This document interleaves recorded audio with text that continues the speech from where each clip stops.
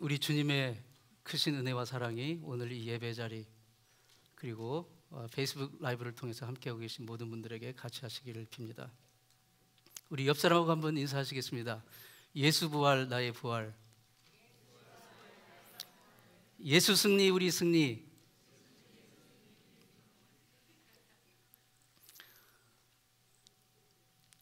예수님이 이 땅에서 오셔서 이 땅에서 생애를 사셨을 때 큰 5대 사건이 있습니다. 성육신 사건, 그리고 변화산 사건, 십자가 순환 사건, 그리고 부활 사건, 그리고 승천 사건이 그것입니다. 성육신 사건은 하나님이 종의 형체인 우리 사람의 몸을 입으시고 이 땅에 오신, 하나님이 인간의 역사 속으로 몸으로 들어오신 사건이고, 변화산 사건은 그 예수님이 하나님의 아들이요 메시아이신 것을 미리 보여주는, 우선은 고난을 당하시겠지만 결국은 영광을 회복하리라는 것을 미리 보여주신 그런 놀라운 사건이고, 그리고 십자가 고난 사건은 인류의 구속을 위해 피 흘려 죽으신 사건입니다. 그리고 부활 사건은 그 죄와 사망의 권세를 깨뜨리고 다시 사신 놀라운 사건이고, 그리고 승천 사건은 인류의 구속 사역을 다 이루시고 하늘로 오르심으로써 영광을 회복하신 그 사건입니다. 부활의 사건은 기독교 복음의 핵심 메시지입니다. 사도 바울이 고린도 교회에게 보낸 첫 번째 편지에서 이렇게 말했습니다. 고린도전서 15장 17절에 그리스도께서 다시 사신 것이 없으면 너희의 믿음도 헛것이요 너희가 여전히 죄 가운데 있을 것이요. 성경 주석학자 윌리엄 바클레이는 부활이 없이는 교회를 설명할 길이 없다. 교회는 부활의 공동체입니다. 모든 주일은 사실 부활절이에요. 예수님이 부활하신 그날, 이게 신약교회 성도들은 예수님이 부활하신 그날 모이기 시작한 거예요. 그래서 이 주일은 사실은 부활주일입니다. 어느 날 한 남자가 빌리 그레이엄 목사님에게 와서 이렇게 물었어요. 당신은 정말로 부활을 믿습니까? 그러자 그레이엄 목사님이 만일 그리스도께서 무덤에서 살아나시지 않으셨다면 나는 복음 전도를 아예 시작도 하지 않았을 것입니다. 예수님의 부활은 절대 양보할 수 없는 진리요 엄연한 역사적인 사실입니다. 이것은 인간의 이성과 논리로 이 부활의 유무를, 부활의 있고 없음을 증명하는 것은 불가능합니다. 하나님의 전적인 초자연적인 역사입니다. 그런데 사실 보면 우리 인생, 우리 삶에서 정말 중요한 것, 정말 중요한 것은 대부분 인간의 논리와 이성으로 증명이 되지 않습니다. 인간의 이성과 논리를 초월하는 거예요. 우리 눈에 뭔가 이물질이 딱 들어올 때 여러분, 우리 눈은 자동으로 셔터를 탔습니다. 이게 논리와 이성으로 설명합니까? 하나님이 그렇게 만드셨다고밖에 말할 수가 없는 거예요. 여성들이 화장대 앞에서 화장할 때, 마스카라를 칠할 때 잘 보세요. 대부분 마스카라를 칠하면 입을 살짝 벌립니다. 왜 그럴까요? 과학적으로, 이성적으로, 논리적으로 설명이 안 되는 거예요. 하나님이 그렇게 만드신 거예요. 왜 한국 남성들은 군대 얘기, 축구 얘기만 하면 막 흥분합니까? 특히 미국 남자분들은 미식 축구 얘기만 하면 모든 게 통합니다. 왜 흥분합니까? 논리와 이성으로 되는 문제가 아닙니다. 여성들은 누가 새 핸드백 딱 걸고 오면 눈이 번쩍 뜨입니다. 그 이유를 논리와 이성으로 설명할 수는 없습니다. 정말 중요한 것, 그것은 논리와 이성을 초월합니다. 저는 저의 어머니가 저를 낳은 것을, 그 장면을 본 적이 없어요. 여러분 보셨어요? 그러나 내 평생 단 한 번도 그분이 나의 어머니신 것을 의심한 적이 없습니다. 내 이성과 논리와 과학과 실험으로 따져본 후에 저분이 내 어머니다 하고 어머니라고 부른 게 아니에요. 그냥 믿어진 겁니다. 정말 중요한 건데 이성과 논리로 증명되어서 얻는 게 아니에요. 저는 태어나서 지금까지 숨 쉬는 공기를 한 번도 본 적이 없어요. 내 평생 심지어 자고 있을 때도 나는 그 공기를 호흡하며 숨 쉬고 있음을 믿어 의심치 않습니다. 일부러 왜 그런지 논리적으로 이성적으로 따져보고 실험하고 난 뒤에 그 다음에 호흡을 하는 게 아닙니다. 그냥 숨 쉬는 매 순간 감사하며 호흡할 따름이에요.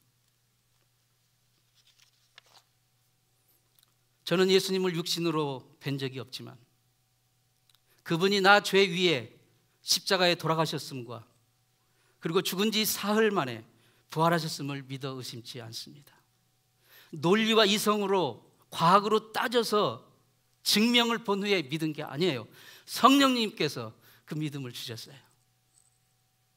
저는 오늘 이 아침에 부활이 있는지 없는지, 부활이 존재하는지 아닌지를 논리적으로 이성적으로 이게 가능한지 아닌지를 증명하려고 이 자리에 서 있지 않습니다. 저는 예수님 부활하셨다라고 선포하기 위해 이 자리에 있습니다.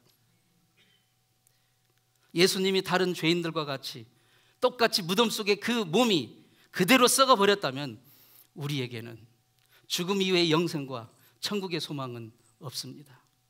그러므로 예수는 믿는데 예수님이 부활하신 것은 못 믿겠다고 하는 것은 예수님을 엄밀히 말해서 믿는 것이 아닙니다. 예수님이 내 죄 위에 십자가 달려 돌아가셨음을 믿는다면, 그래서 그분의 보혈이 내 죄에 사하셨음을 믿는다면 그분이 죄값인 사망 권세 깨뜨리고 부활하셨음도 믿어야 하는 것입니다. 참된 믿음은 언제나 어디서나 끝까지 주님과 함께하는 것입니다. 안식 후 첫날, 즉 주일이죠. 오늘입니다. 이른 아침에 동틀 무렵에 막달라 마리아와 야고보의 어머니와 그리고 살로메가 예수님의 누우신 무덤을 찾았어요.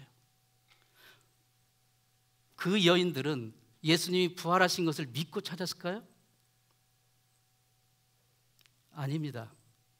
예수님이 부활하신 것을 믿었다면 그들은 예수님의 시신을 바를 향품을 가지고 올 필요가 없는 거죠.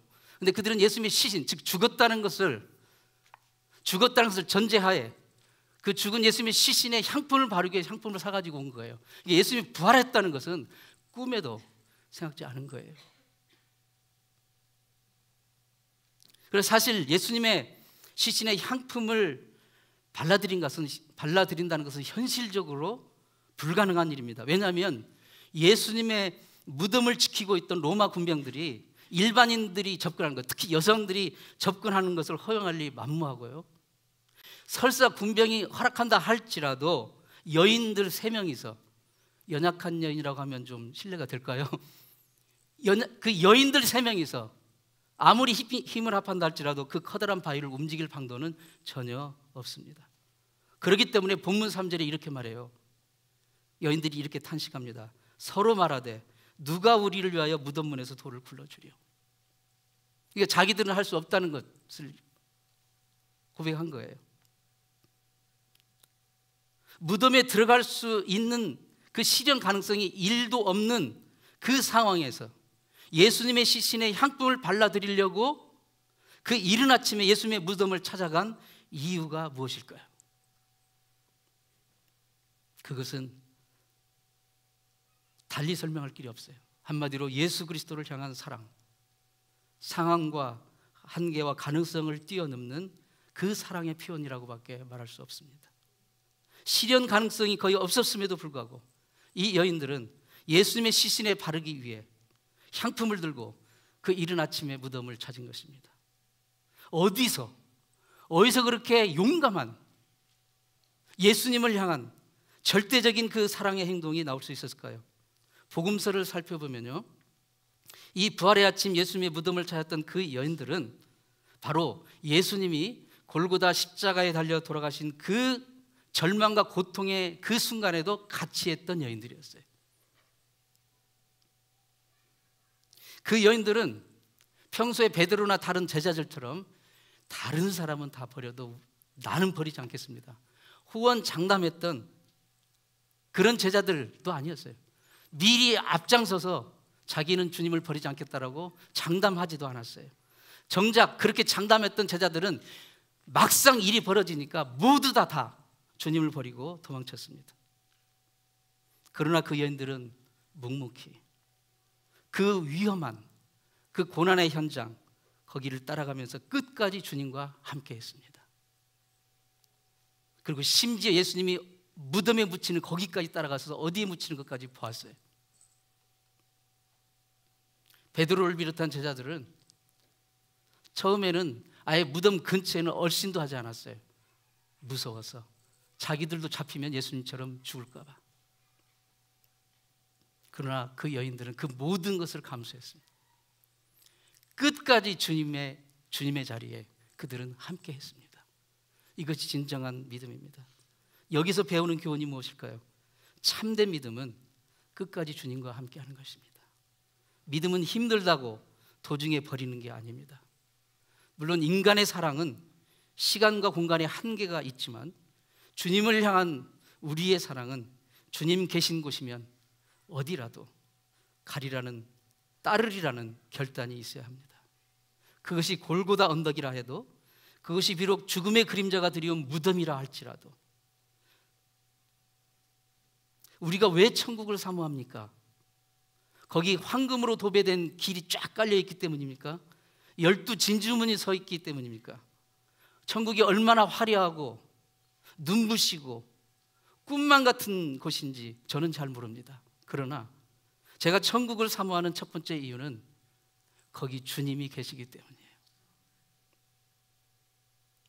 참 믿음은 일시적인 감정도 값싼 동정도 아니에요. 언제 어디서든, 그것이 갈보리 언덕이든 죽음의 무덤이든 바로 거기에 가는 것입니다. 주님과 함께 하는 거예요. 그것은 때로는 희생을 감수하고 위험을 감수하는 결단입니다. 오늘 이 부활의 아침에 예수님의 무덤을 찾아갔던 막달라 마리아와 다른 두 여인이 주님께 보여준 그 사랑은 바로 위험을 감수하는 희생과 결단의 믿음이었던 것입니다. 자, 이 여인들이 정말 적지 않은 두려움과 걱정을 안고 무덤을 찾았을 때 그들은 전혀 예상치 못한 놀라운 광경을 목격합니다. 본문 4절입니다. 눈을 들어본 즉 돌이 벌써 굴러졌으니 그 돌이 심히 크더라. 가봤더니 걱정을 했어요. 누가 그 돌을 굴러줘야 우리가 들어갈 텐데, 걱정을 하면서 가는데 굴러져 있었어요. 그런데 본문과 병행 구절인 마태복음 28장 2절에 보면 이렇게 되어 있어요. 큰 지진이 나며 주의 천사가 하늘로서 내려와 돌을 굴려내고 그 위에 앉았는데, 하나님이 보내신 천사가 돌을 굴러낸 거예요. 왜 하나님은 천사를 보내어 무덤의 돌을 옮겨주셨을까요? 자, 예수님이 부활하시고 무덤을 빠져나오는데 방해가 되지 않게 하기 위해서 돌을 옮기시는 걸까요? 예수님이 십자가 고난당하시니라 정말 여러 날 심신이 지칠 대로 지치고 탈진되고 아무런 힘이 없는 무력한 상태가 되어서 도저히 돌을 옮길 힘이 없어서 하나님이 천사를 보내서 옮겨주신 걸까요? 아닙니다. 예수님은 무덤에 문이 닫혀 있든 열려 있든 상관없이 그 아침에 이미 부활하셨어요. 천사가 돌을 굴려 무덤을 열었을 때는 그 안에 예수님은 이미 안 계셨어요. 즉 무덤의 문이 열리고 닫히고 상관없이 예수님은 부활하신 것입니다. 하나님이 왜 천사를 보내어 무덤의 돌문을 열었을까요? 그것은 예수님을 위해서가 아닙니다. 바로 제자들을 위해서입니다. 저와 여러분들을 위해서입니다. 제자들이, 우리들이, 그 여인들이 그 빈 무덤을 보고 예수님의 부활하셨음을 알게 원하셨던 것입니다. 그리고 우리들이 바로 그 부활의 증인이 되기를 원하셨던 것입니다. 제자들이, 여인들이 자신의 눈으로 직접 주님이 안 계신 그 빈 무덤과 주님의 몸을 감쌌던 수위를 직접 확인하게 하시고 주의 천사로부터 주님의 부활의 소식을 듣게 하심으로써 주님은 정말로 부활하셨던 것을 알려주기 원하셨던 것입니다. 하나님이 우리에게 빈 무덤을 보여주심으로써 우리는 더 이상 주님을 죽은 자 가운데서 찾을 필요가 없는 것입니다. 세계 2차 대전 기간 중에 영국의 한 귀족의 아들이 2차 대전 전쟁에 참전했다가 전사를 합니다. 근데 아들이 죽기 직전에 유서를 써서 이제 고향에 부모님에게 보냈는데 그 유서에 배달이 돼서 보내졌는데 거기에 이렇게 쓰여져 있었습니다. 아버지, 어머니, 제가 죽어도 제가 묻힌 곳엔 찾아오지 마세요. 저는 이미 거기 없을 거예요. 저는 주님 곁에 이미 갔을 테니까요. 예수님의 빈 무덤은 사탄에게는 절망의 표시고, 그리고 주님을 믿는 우리에게는 소망의 표시가 된 것입니다. 기독교 신앙은 화려한 무덤을 자랑하는 게 아닙니다. 빈 무덤을 선포하는 것입니다. 그렇습니다. 주님은 오늘도 여전히 돌을 옮기십니다. 누구를 위해서? 우리를 위해서. 우리에게 부활의 신앙을 굳건히 해주시기 위해서, 우리의 연약한 믿음을 도우시기 위해서, 우리의 인생 길에도 여러 가지 무겁고 큰 돌이, 우리 스스로는 옮길 수 없는 큰 돌들이 있어요. 끊임없이 괴롭히고 있는 질병의 무거운 돌, 물질적인 어려움으로 마음을 짓누르는 무거운 바윗돌, 자녀 양육 문제로 고민하면서 잠 못 이루는 무거운 돌, 사업의 어려움, 직장 생활의 어려움, 가슴으로 짓누르는 그 돌, 인생의 진로의 문제 혹은 결혼의 문제로 앞날을 어둡게 가로막고 있는 무거운 돌, 그런 돌들이 각 가정마다 개인마다 한두 개씩은 다 있을 것입니다. 2000년 전 그 무덤을 맡고 있던 커다란 돌문을 옮겨주셨던 그 주님의 능력은 오늘도 우리의 인생의 길을 가로막고 있는 그 돌문을 옮겨주십니다. 그날 오로지 주님을 사랑하는 그 믿음의 결단으로 무덤을 찾았던 그 여인들을 위해 돌을 옮겨주셨던 주님은 우리가 주님을 사랑하는 믿음의 결단으로 부활하신 주님을 따르기로 결단한다면 우리를 가로막고 있는 그 어떠한 커다란 돌들도 주님은 옮겨주실 것입니다. 2000년 전 사망 권세 깨뜨리고 부활하신 주님은 지금도 여전히 살아계시기 때문입니다. 사랑하는 성도 여러분, 여러분의 가정과 여러분의 삶의 현장에서 정말 주님을 끝까지 붙잡는 믿음의 결단으로, 천국 소망이 더 견고해지는 부활의 신앙으로, 그리고 여러분의 삶을 짓누르는 온갖 무거운 돌들이 정말 하나님의 놀라운 능력으로 옮겨지는 감격의 역사를 여러분의 삶 현장에서 경험하기를 진심으로 축원합니다. 예수님 부활하셨습니다. 할렐루야. 하나님 아버지, 부활하신 예수님 때문에 우리의 인생 이야기가 무덤에서 끝나지 않고 저 영원한 천국으로 이어지게 해주심을 감사합니다. 예수님의 부활이 나의 부활이 되는 그 소망의 기쁨으로 충만한 우리 삶이 되게 도와 주시옵소서. 예수님의 이름으로 기도합니다. 아멘.